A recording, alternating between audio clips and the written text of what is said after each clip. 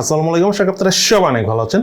Phone আসাটা থমকে যাচ্ছে, এই থমকে যাচ্ছে কথাটা আমি রূপক অর্থে ইউজ করতেছি। মেইন উদ্দেশ্য বা এটার প্রধান অর্থ হলো ফোন আপনারা অনেকেই পাবেন, আগামী 1-1.5 বছর অনেক ফোন আসবে, বাট এক্স্যাক্টলি ফোনের ভিতরে তেমন কোনো চেঞ্জ আপনারা দেখবেন না। শুধু তাই নয়, গত 1 বছরও কিন্তু আমরা ফোনের মধ্যে তেমন কোনো চেঞ্জ দেখিনি। আপনারা যদি খেয়াল করে দেখেন, স্ন্যাপড্রাগনের 778G প্রসেসর এখনও নতুন প্রসেসর, বাট এটা কিন্তু গত জুন মাসের প্রসেসর, 2021 সালের জুন মাসের প্রসেসর। এছাড়া কিন্তু আর কোনো প্রসেসর আসেনি। এই বছর শুধু স্ন্যাপড্রাগনের 680 প্রসেসরটা এসেছে, এটা এই বছর আসছে বললেও ভুল হবে, গত বছর শেষের দিকে আসছে। অর্থাৎ স্ন্যাপড্রাগনের কোনো প্রসেসর এই বছর লঞ্চ হয়নি। এবং 8 Gen 1 বা 8+ Gen 1 যে প্রসেসরগুলো রয়েছে, এগুলোরও কিন্তু হিটিং ইস্যুস রয়েছে। ওভারঅল পারফরমেন্স কিন্তু খুবই ভালো না। দ্যাটস ওয়াই হাই এন্ড যে অ্যান্ড্রয়েড ফোনগুলো রয়েছে সেটা সেল হচ্ছে না। স্যামসাংয়ের অনেক দামি ফোনগুলো সেল হচ্ছে না। আমরা ধরে নিচ্ছি যে শুধু স্যামসাংয়ের ফোনের দাম বেশি, এই কারণে সেল হচ্ছে না। আসলে কিন্তু তা না, এই প্রসেসরগুলির পারফরমেন্স খুব একটা ভালো না। দ্যাটস ওয়াই দেখা যাচ্ছে যে ফোনগুলিতে প্রসেসর দিয়ে আসে, অনেক কম দামে না পাওয়া গেলে মানুষ কিনছে না। এবং একটা জিনিস খেয়াল করবেন যে অনেক দামি ফোন এখন খুব দ্রুতই ডিসকাউন্ট দিয়ে কোম্পানি সেল করতেছে। এর মধ্যে কিন্তু স্যামসাং অন্যতম রয়েছে। বাট স্যামসাংয়ের সেল দেওয়ার পিছনে অনেক কারণ রয়েছে, কারণ তারা যে ফোল্ডিং ফোনগুলো মার্কেটে এনেছে, সে ফোল্ডিং ফোনের টেকনোলজির প্রাইস কমে গেছে। দ্যাটস ওয়াই ফোল্ডিং ফোনে তার আগামী তেমন হতে পারে 20-25 হাজার টাকার মধ্যে আনতে পারে, কারণ যেই টেকনোলজিতে প্রথমবার ফোল্ডিং ফোন বানানো হয়েছে সেই টেকনোলজি আজ থেকে 4-5 বছর আগের। সো এই টেকনোলজি এখন অনেক চিপ হয়ে গেছে, নতুন টেকনোলজি আসার কারণে। দ্যাটস ওয়াই ফোল্ডিং ফোন অনেক কম দামে তারা নিয়ে আসবে। কিন্তু আমি স্যামসাংয়ের বিষয় যাব না। যেটা আমি বলতে চাচ্ছি যে চাইনিজ কোম্পানিগুলোর সাথে আমেরিকান কোম্পানিগুলো, মানে স্পেশালি যেটা মূল বলতে চাচ্ছি, চায়নার সাথে আমেরিকার এখন একটা যুদ্ধ শুরু হয়ে গেছে। সেটা হতে পারে আমরা ডাইরেক্ট দেখতে পাচ্ছি না, বাট আমেরিকা দেখা যাচ্ছে যে চাইনিজ অনেক কিছু যেই জিনিসগুলো আমেরিকার ইউজ করতে থাকতো চায়নারা, তার উপরে নিষেধাজ্ঞা আরোপ করতেছে ডে বাই ডে। সো একটা সময় যে চায়না চাইলে অনেক ধরনের প্রসেসর ইউজ করতে পারবে না, প্রসেসর ইউজ করলে ভিতরে আরও অনেক পার্টস থাকে, সেগুলো ইউজ করতে পারবে না। সো নানা রকম ঝামেলার সম্মুখীন হবে। এতে ফোনের প্রাইসও কিছুটা বাড়তে পারে, কিন্তু সব থেকে বড় সমস্যা হলো ফোনে কিন্তু খুব একটা আপগ্রেডেশন দেখবেন না। শুধু তাই নয়, আগামী 1 বছরও যে ফোনে খুব বেশি চেঞ্জ হবে এটাও আমার মনে হয় না। এই 8+ Gen বলেন, 7+ Gen বলেন, প্রসেসরের নামগুলো জাস্ট চেঞ্জ করা হয়েছে, বাট প্রসেসরের ভিতরে কিন্তু তেমন কোনো চেঞ্জ নেই। সো আমরা আপাতত তেমন কোনো ফোন পাচ্ছি না। ক্যামেরাতে স্লাইটলি ইমপ্রুভ করা হচ্ছে, বাট নতুন প্রসেসর না আসার কারণে অনেক শক্তিশালী ক্যামেরা সেন্সর এখন অ্যাড করা যাচ্ছে না। যেই সব প্রসেসর আছে তার উপর বেস করে কিছু কাজ করা হচ্ছে। আর মিডিয়াটেকের প্রসেসর আসলে যে অনেক বেশি ভালো প্রসেসর তাও না, সেটা আপনারা সবাই জানেন। স্ন্যাপড্রাগনের প্রসেসর আসলে খুবই ইম্পর্টেন্ট। অ্যান্ড্রয়েডের এখন যে অবস্থান, এখানে স্ন্যাপড্রাগন প্রসেসর যদি না আনে আগামী কয়েক মাসের মধ্যে বা 1 বছরের মধ্যে, দেন হতে পারে সব কিছু চেঞ্জ হয়ে যেতে পারে। আর ইন দ্য মিন টাইম যদি আইফোন কম দামে কোনো ফোন আনে, অ্যাপল যদি কম দামে কোনো আইফোন আনে, তাহলে তো কথাই নেই, মার্কেট সম্পূর্ণ অ্যাপলের হাতে চলে যেতে পারে। অলরেডি কিন্তু পুরো পৃথিবীতে 100 কোটি ইউজার রয়েছে অ্যাপেলের, যেটা কোনো মোবাইল কোম্পানিরই নেই। ইভেন নোকিয়াও পারে নাই 100 কোটি ফোন সেল করতে এত শর্ট টাইমে। এনিওয়েজ, সে বিষয়ে আমি যাব না। বলতে চাচ্ছি মেইনলি যে খুব খারাপ সময় আসতে যাচ্ছে টেকনোলজির ইতিহাসে। আগামীতে আমরা খুব বেশি একটা আপগ্রেডেড প্রোডাক্ট অর্থাৎ আপগ্রেডেড ফোন দেখবো বলে মনে হচ্ছে না। দেন সেকেন্ড ইম্পর্ট্যান্ট একটা ফ্যাক্ট নিয়ে কথা বলবো, সেটা হলো স্যামসাংয়ের ফোনগুলোতে এই মুহূর্তে ভয়াবহ ব্যাটারি ড্রেনিং হচ্ছে। আপনার যত দামি ফোন কিনুন না কেন, যদি আপনি 1 থেকে 1.5 বছর আগের ফোন কিনেন তাহলে তো কোনো কথাই নেই। S20 বলেন, S10+ বলেন বা S20+, হোয়াট এভার, মানে Note 20 Ultra বলেন, S21 ফ্যান এডিশন বলেন, কোনো ফোনেরই এই মুহূর্তে ব্যাটারি ব্যাকআপ খুব একটা ভালো না।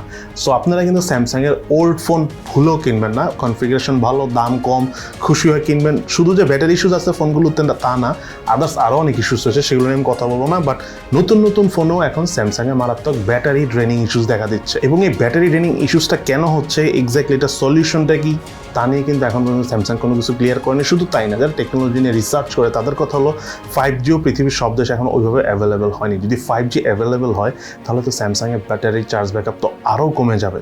সো স্যামসাংয়ের আসলে অনেক কিছু নিয়ে ইস্যুস চলতেছে, তারা R&Dর মাঝখানে রয়েছে। এই মুহূর্তে স্যামসাংয়ের ফোনগুলো যেহেতু ব্যাটারি নিয়ে অনেক কমপ্লেইন আছে, সো আপনারা একটু বুঝে শুনেই কিনেন, একটু ভালো ফোনগুলোই কিনেন, বেশি নর্মাল কম দামি মনের জোরে ফোন কিনেন না, একটু বুদ্ধিশুদ্ধি ইউজ করে দেন কিনেন। মানে ইমোশনাল হয়ে কোনো কোম্পানির ফোন এই মুহূর্তে না কেনাই ভালো। দেন থার্ড যে বিষয়টা নিয়ে কথা বলবো, সেটা হলো OnePlus-এর গ্রিন লাইন ইস্যুসটা কিন্তু ডে বাই ডে বাড়ছে। এই কারণে আমি এর আগেও বলেছিলাম যে OnePlus-এর ফোন আপাতত বাংলাদেশ থেকে না কিনেই ভালো, কিনলে বাইরে থেকে কিনেন। তার পাশাপাশি আপনাদেরকে আরও একটা কথা বলবো, যদি স্টিল আপনারা OnePlus-এর ফোন কিনেন, একটা বিষয় হলো রিসেন্টলি আমরা কিছু ব্যাড রিভিউ পাচ্ছি OnePlus-এর ক্ষেত্রে। সেটা হলো OnePlus-এর বেশ কিছু ফোন দুবাই থেকে চুরি হয়ে বাংলাদেশে এনে বিক্রি করা হচ্ছে। সো ব্র্যান্ড নিউ ফোন আপনি কোনোভাবেই বুঝবেন না, কোনো ওয়েও নেই এটা বোঝা যে কীভাবে কী হচ্ছে, বাট ফোনটা চুরি করে আনা।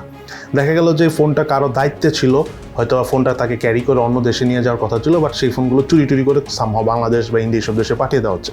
এতে যে বিষয়টা হচ্ছে, ফোনটা যখন আপনি অন করবেন তখন ওই চুরি করা ফোনগুলোতে কিন্তু একটা সমাজে ব্লক করে দেওয়া হয়। সো ব্লক হয়ে গেলে আপনি একটা পুলিশি ঝামেলা পড়তে পারেন, এবং অলরেডি কয়েকজন এই বিষয় নিয়ে পুলিশের ঝামেলা পড়েছে।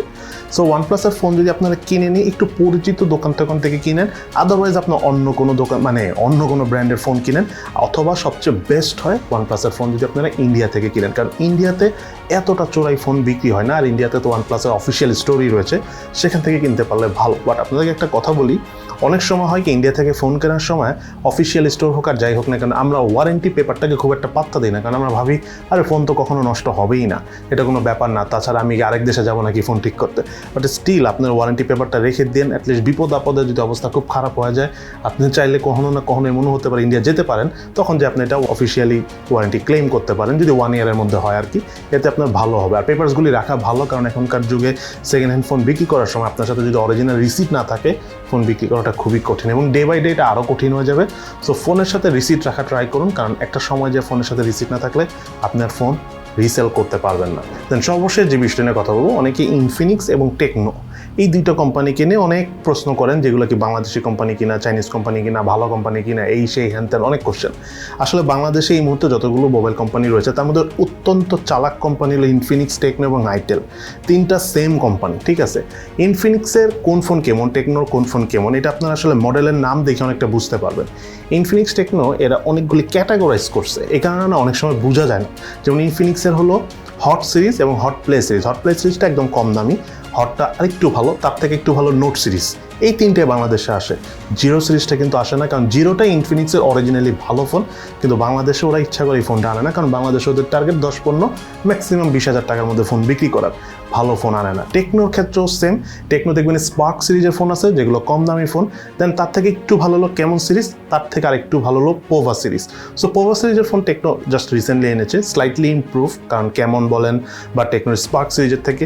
সো এই ইনফিনিক্স, টেকনো এরা কম দামি কাস্টমারদের টার্গেট করার জন্য ফোন এনেছে, বাট এদের কোম্পানি কিন্তু ব্যাকবোন অনেক শক্তিশালী, কারণ ইনফিনিক্স, টেকনো, আইটেল তিনটা মিলে একটা কোম্পানি, নাম হলো ট্রানশন হোল্ডিংস।